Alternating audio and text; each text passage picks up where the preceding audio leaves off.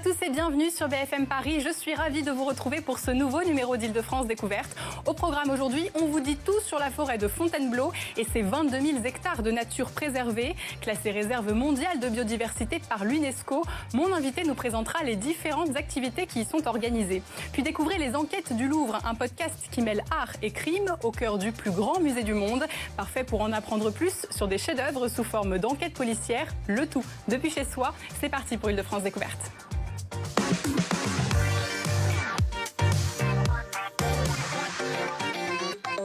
On débute ce magazine par une sortie qui allie nature et bien-être, direction le plus grand espace vert d'Île-de-France, la forêt de Fontainebleau, située en Seine-et-Marne. Et pour en parler, je suis avec Jean-Michel Gentot, le directeur de l'Office de tourisme du pays de Fontainebleau. Bonjour et merci d'être avec nous. Bonjour. Pour commencer, est-ce que vous pouvez nous décrire et nous présenter la forêt de Fontainebleau qui reçoit, et il faut le souligner, 11 millions de visiteurs par an. C'est plus que le Louvre qui est entre 9 et 10 millions. Oui, c'est absolument extraordinaire. C'est un espace naturel très important, 22 000 hectares aux portes de Paris, pratiquement. Et là, on a un espace tout à fait privilégié, merveilleux, très vaste, avec du relief, des chaos rocheux, des zones humides, des espaces ouverts aussi. Donc pour la faune et la biodiversité, c'est extraordinaire.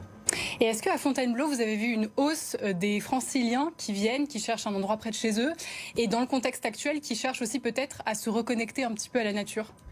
Évidemment, depuis un an, les franciliens sont évidemment nos visiteurs privilégiés parce que cet endroit est encore une fois magnifique et ils n'ont pas tellement de solutions. Quand on voit, là je viens d'arriver sur Paris ce midi, c'est vraiment, on a vraiment besoin de cette connexion avec la nature comme vous l'évoquiez à l'instant. Et donc vous organisez de très nombreuses activités à faire le week-end, que ce soit des activités de détente, mais aussi pour en apprendre plus sur la forêt, sur la faune, sur la flore, sur comment la préserver.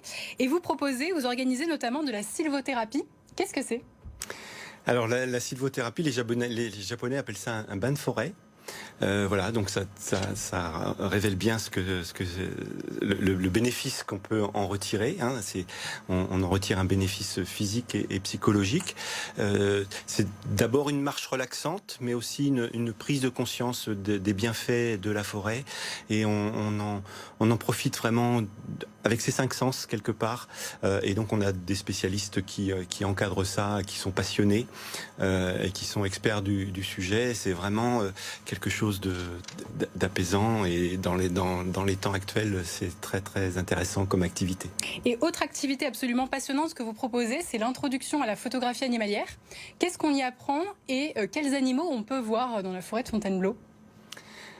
Là aussi, c'est avant tout une promenade de découverte avec un passionné, là aussi, de la photographie animalière, mais qui est avant tout passionné de la forêt et de sa faune. Et il nous apprend à reconnaître les différentes pistes, il nous apprend la patience, il nous apprend la découverte du milieu avant tout. Alors évidemment, si on a la chance et si on est patient et on peut aussi découvrir des animaux, évidemment, c'est magnifique, mais c'est avant tout, là aussi, une connexion avec la nature, comme vous le disiez au début dans votre introduction. On n'a pas évoqué un autre joyau de Fontainebleau, qui est le château, puisqu'il est actuellement fermé, mais on le fera évidemment. Je lance l'invitation dès maintenant, dès la réouverture, on en parlera ici dans Île-de-France Découverte. Les parcs et jardins du château sont ouverts, on a également des visites guidées du parc, et qui nous permet de profiter de cette histoire et de cette architecture. J'imagine qu'on peut le voir aussi sur le site directement de Fontainebleau. Parfait.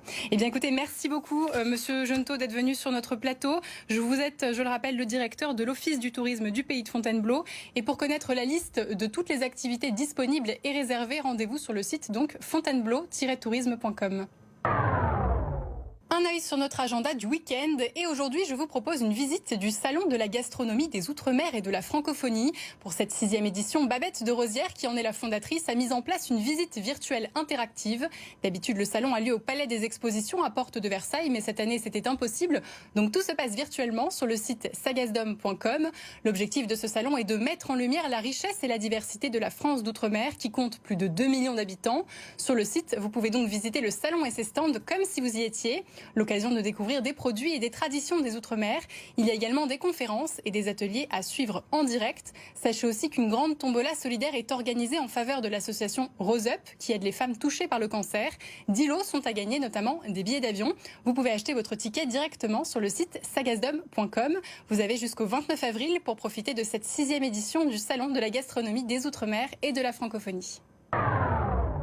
Et si vous en appreniez plus sur des œuvres majeures du musée du Louvre sans sortir de chez vous et à la manière d'une enquête policière, c'est l'objectif du podcast Les Enquêtes du Louvre. 5 épisodes sont déjà disponibles sur Internet. Et pour parler de ce voyage dans l'histoire, je suis en ligne avec Dominique de Fonréau, conservatrice générale du patrimoine et directrice de la médiation et de la programmation culturelle au musée du Louvre. Bonjour et merci d'être avec nous. Pour commencer et se mettre dans l'ambiance, on va d'abord écouter l'introduction du podcast. Au Louvre, dans l'ombre de la Joconde et de la Vénus de Milo, s'accomplissent de terribles forfaits. Assassinats, vols, enlèvements et autres empoisonnements. Des crimes en série subtils ou violents, mais toujours exécutés avec génie s'étalent sous nos yeux.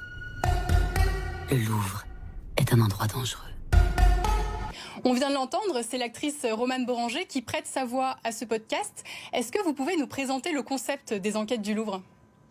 Alors c'est un concept qui nous a été proposé, avec lequel on a construit par Martin Kenehem, qui est un producteur audiovisuel.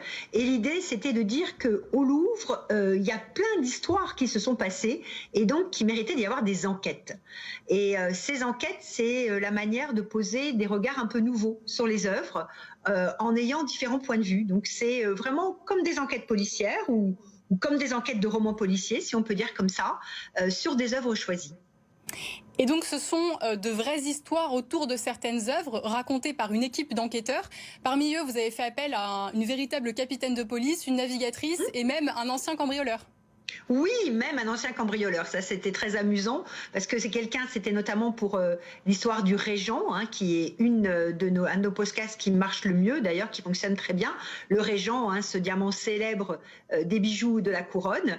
Et on a notamment interviewé un voleur repenti, je vous rassure, mais qui a fait part de son expérience pour pouvoir voler des banques. Et comment est né le projet ? C'est une nécessité du musée de s'adapter et de se réinventer pendant cette pandémie ? Alors le projet en fait était né un tout petit peu avant la pandémie et puis on l'a lancé à ce moment-là. Le projet est né par le fait qu'on a besoin de raconter des histoires, on a besoin de récits, on a besoin aussi de faire vivre le musée quand il est fermé. Et donc on a entrepris depuis le premier confinement, il y a maintenant presque un an, de développer ces histoires, que ce soit par de la vidéo mais aussi par des podcasts. Et je dois dire que cela fonctionne très bien. Et la saison 1 donc comporte 5 épisodes qui sont disponibles dès maintenant en ligne. Est-ce que la saison 2 est déjà écrite ? Alors la saison 2 n'est pas encore écrite, mais on a déjà des projets que je ne peux pas vous dévoiler pour l'instant, évidemment. Il faut garder un peu de suspense, ce sont des enquêtes. Mais on a déjà une saison 2 prévue parce que la saison 1 marche très bien. On a eu déjà 120 000 téléchargements en quelques semaines, donc c'est assez spectaculaire. Merci beaucoup Dominique de Fonréau d'avoir été en ligne avec nous. Et si vous avez envie de découvrir ou redécouvrir les collections du musée de manière originale, les enquêtes du Louvre sont disponibles sur YouTube et sur les applications de podcast. Un bon moyen de patienter avant de pouvoir les revoir en vrai. Pour finir cette page culturelle, je voudrais partager avec vous ma sortie coup de cœur de la semaine et il s'agit d'une activité sportive. Ce week-end aurait dû avoir lieu le semi-marathon de Paris, une course de 21,1 km qui a lieu tous les ans dans les rues de la capitale. C'est finalement reporté au 5 septembre, mais pas de panique, vous pouvez quand même vous entraîner ce week-end grâce à l'application HM Semi de Paris Connecté. C'est gratuit et ouvert à tous, il faut s'inscrire en duo et aujourd'hui et demain, vous pouvez courir autant de fois que vous le voulez, où vous le voulez, l'essentiel c'est d'arriver à faire les 21 km. Sachez que pour récompenser les efforts des meilleurs duos, des cadeaux sont à gagner. Rendez-vous sur l'application pour avoir toutes les informations. Avant de refermer cette page, je tenais à souhaiter une très bonne fête à toutes nos grand-mères dans un contexte particulier où on peut difficilement vous prendre dans nos bras. J'embrasse tout particulièrement mes deux vovos, grand-mère en portugais. C'est la fin de ce numéro d'Île-de-France Découverte. Merci de l'avoir suivi. On se retrouve samedi prochain pour de nouvelles idées sorties. D'ici là, bon week-end et prenez soin de vous.